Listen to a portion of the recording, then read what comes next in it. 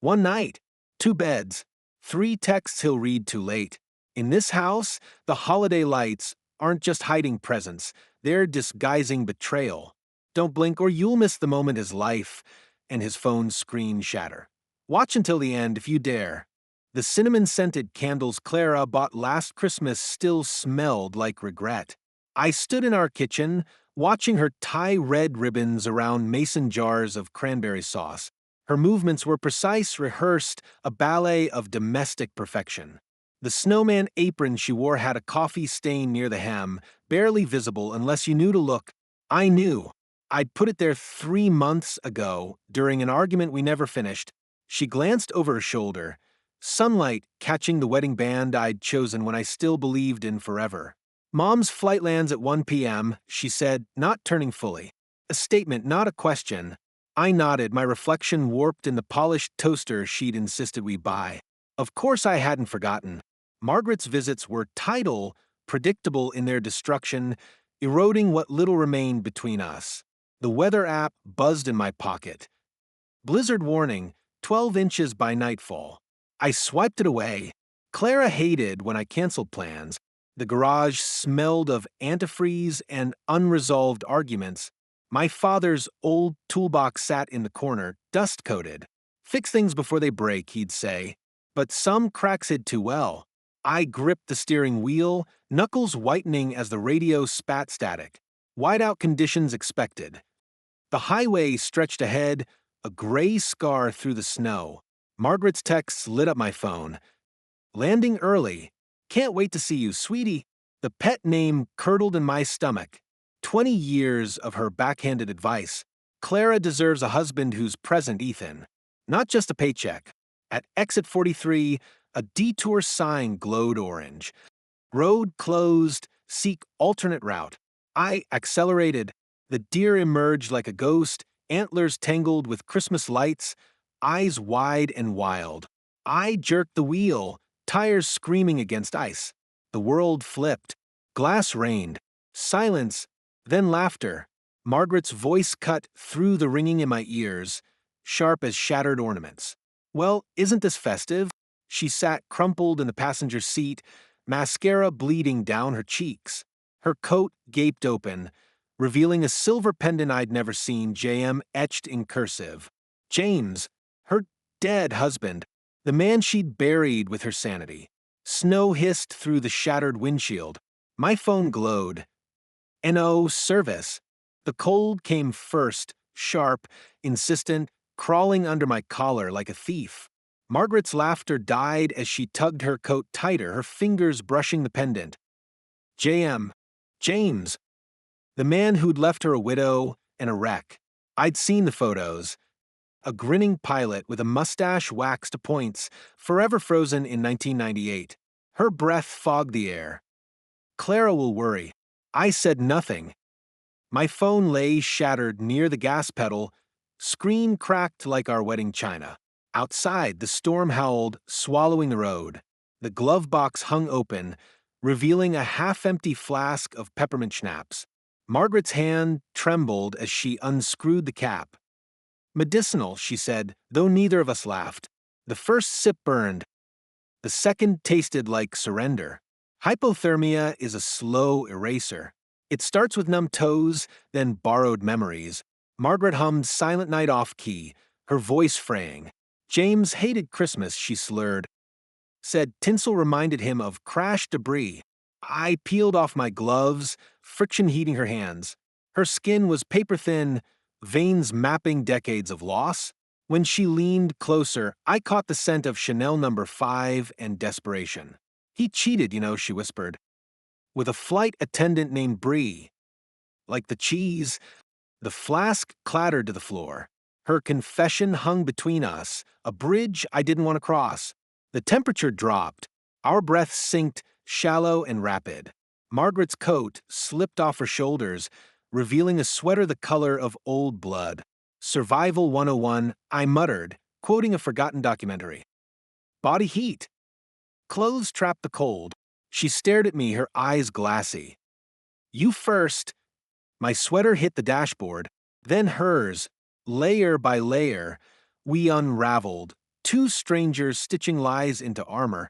When her fingers grazed my ribs, I flinched. Don't. I said, too late. The car became a confession booth. Her secrets pooled at my feet. The antidepressants in her luggage, the divorce papers she'd hidden from Clara, the way she'd envied our marriage until it turned hollow. Outside, the snow buried the road. Inside, we burned. The cold had teeth now. It gnawed through the cracked windshield, biting deeper with each labored breath. Margaret's head lolled against the passenger seat, her cheeks smeared with mascara-blackened snow. The digital clock blinked 8:17 p.m., its glow reflecting in the shards of her shattered pendant. JM, the initials now twisted into a jagged question mark. She stirred, her fingers spidering across the console to brush the scar on my neck, the one Clara had kissed every morning for 12 years. A secret only Summer knew. Margaret's nail pressed into the old wound, drawing a bead of blood. A silent accusation. My reflection in the rear view mirror stared back, a stranger wearing my face. Amber lights fractured the darkness, a tow truck strobe slicing through the blizzard. Margaret jerked upright, scrambling to reassemble herself, but her hands shook too violently to button her blouse. The torn pendant chain slithered to the floor, its broken clasp lost beneath seats stained with schnapps and shame. The driver's name patch read Hank. He leaned into the wreck, eyes lingering on Margaret's bare legs and my unzipped jacket. His grin revealed a gold-capped molar. Professional discretion costs extra. That smile said. I shoved a crumpled 50 into his grease-stained palm. He pocketed it without counting.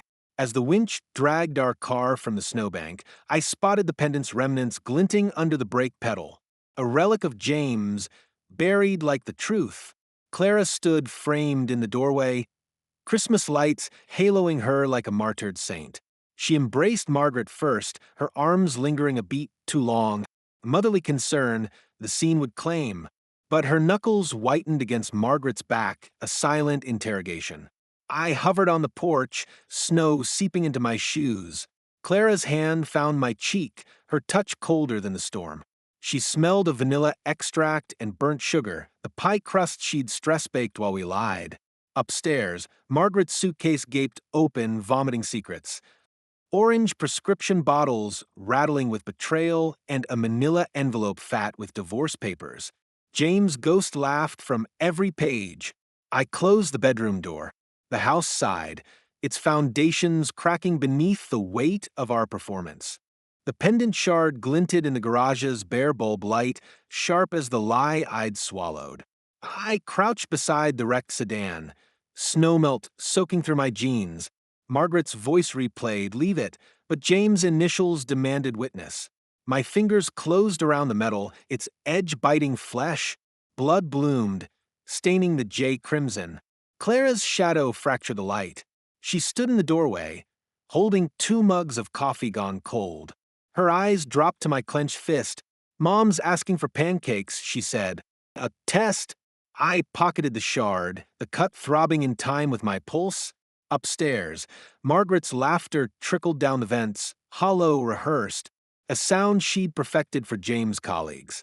The divorce papers whispered from Margaret's half-open suitcase. I stood in the guest room, tracing James' signature, a surgeon's precise slant. Irreconcilable differences. The date. December 23rd, 1998. 3 days before his fatal crash. Margaret materialized in the mirror, lips painted Christmas red. "He begged me to stay," she said, though her mouth didn't move. Her reflection lifted the pendant shard from my pocket, pressing it to my palm. Secrets rot faster than bodies, Ethan. Downstairs, Clara dropped the skillet. The bang echoed like a gunshot. Hank's truck idled at the curb, exhaust staining the snow gray. He leaned against the fender, tossing a wrench hand to hand. "Saw something curious in your back seat," he drawled, nodding to the pendant chain tangled in floor mats. I thrust another 100 at him. He smirked, tucking it beside the first. "Merry Christmas." Clara appeared on the porch, Margaret's suitcase in tow. Her gaze flicked between us. Hank's grease-stained smirk, my bleeding hand. "Who's your friend?" The lie came too smooth. "Just the mechanic." As Hank drove off, Margaret's window curtain twitched. The shard in my pocket burned. The pendant shard lived in my pocket now, a lodestone of guilt. I stood at the kitchen sink, scrubbing blood from under my nails. Clara's reflection warped in the stainless steel, her fingers tracing the calendar's red XS. Each mark a day since the crash, since the lie. She opened the freezer, reaching for vodka she didn't know I'd replaced with water. Ice cubes cracked like bones. Mom's flight leaves tomorrow, she said, not turning. Her voice carried the weight of unasked questions. In the garage, Margaret's suitcase yawned open. Beneath crumpled silk, a Ziploc bag of James' old flight pins. One bore a chipped emblem, Bree Airways. Hank's text buzzed at 2:03 a.m. Meet me. Now. The gas station's fluorescence hummed a migraine hymn. He leaned against his tow truck, slurping neon blue slushy. Saw your wife at the pharmacy, he said, grinning around the straw. Buying pregnancy tests. Ice crawled to my spine. Clara hadn't touched me since the crash. Hank tossed a greasy rag at my feet. Inside. Margaret snapped pen chain. 50 grand, he said. Or I mail this to Clara with a bow. The slushy machine groaned. Somewhere, a child laughed.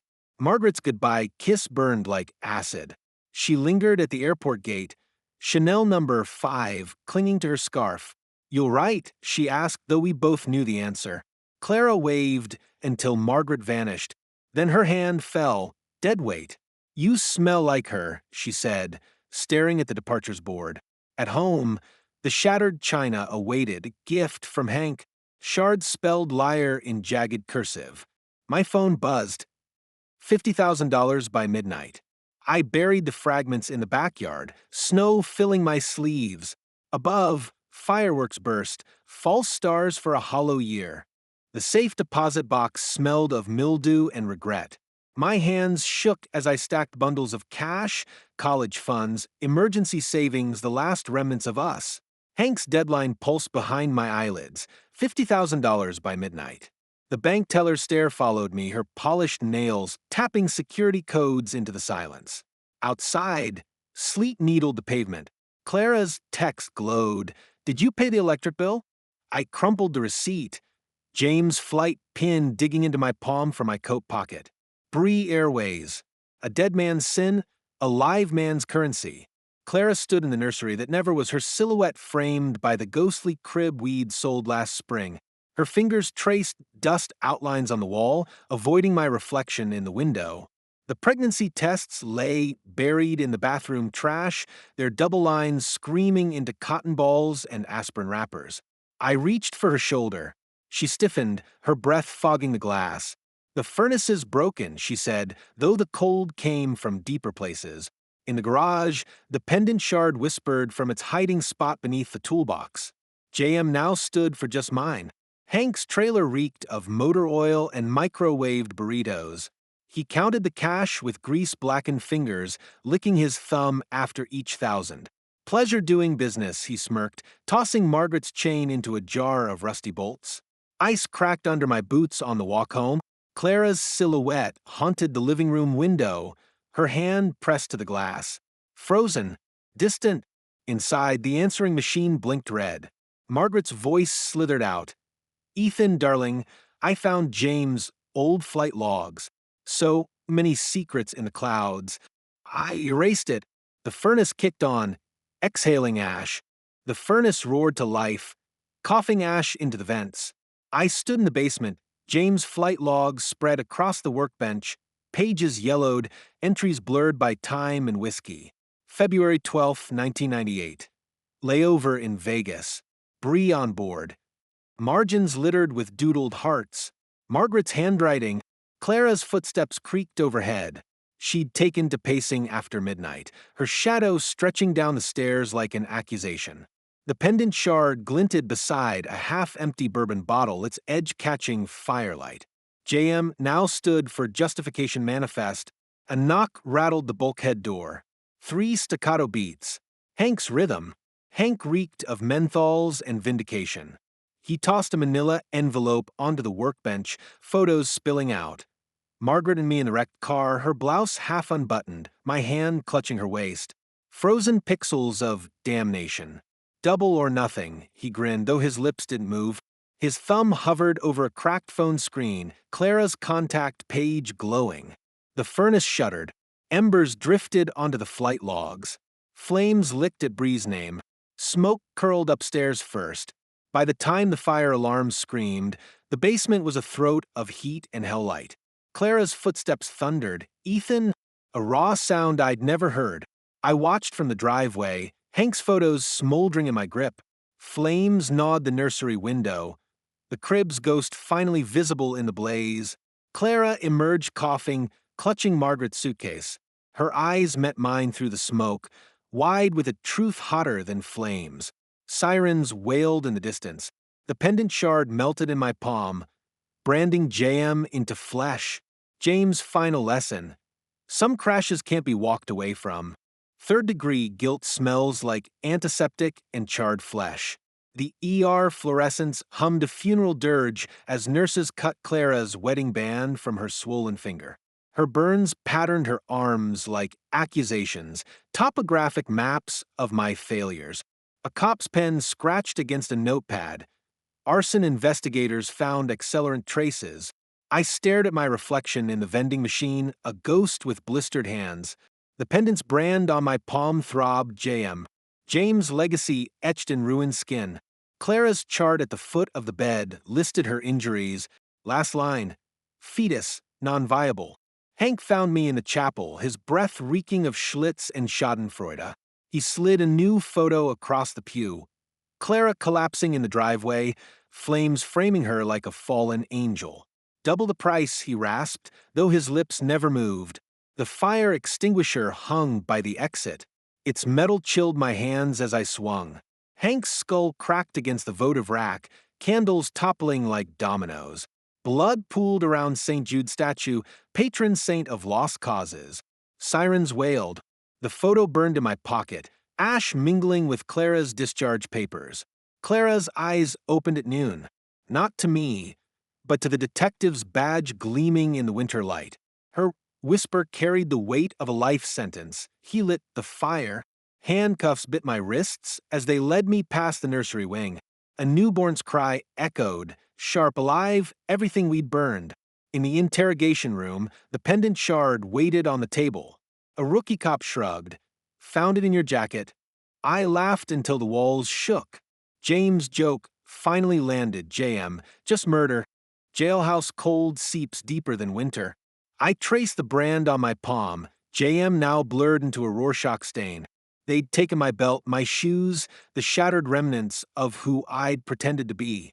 Through the slit window, snow sifts onto the exercise yard bearing cigarette, butts, and regret. The guard's keys jangle at dawn. Visitor. Clara waits in the interrogation room, her burns hidden under sleeves and scarves. She places a manila envelope between us, divorce papers. Her pen hovers over the line I'd once kissed. Outside, a plow grinds through sludge, the sound of erasure. Margaret's letter arrives with a spring thaw. Postmarked Nevada. Inside, a Polaroid of James' grave, weeds strangling the headstone. Her script slants like a noose. He loved Bree more than duty. Now you know. The warden approves my work detail, trash pickup along Highway 90. The crash site blooms with dandelions, their roots drinking gasoline and secrets.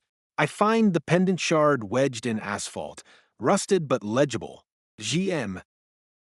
A semi-truck blares past. For a heartbeat, I consider stepping into its wake. Parole comes on a Tuesday. The bus drops me at the derelict airfield where James once taxied planes. Wind screams through hangar skeletons carrying voices. Clara's stifled sob, Hank's wet cough as the fire extinguisher fell, Margaret's laugh as she lit the match. In the control tower, graffiti bleeds down walls. A single phrase repeats. Secrets fly further. I climb to the roof, the pendant shard cold to my fist. Dawn breaks over the tarmac, colorless and vast. Somewhere below, a fuel drum rattles, hollow applause. The jump takes less than seconds. James' final lesson, Not all crashes are accidents. One story may be ending, but the excitement never stops. Don't wait. Jump right into the next one and keep the thrill alive.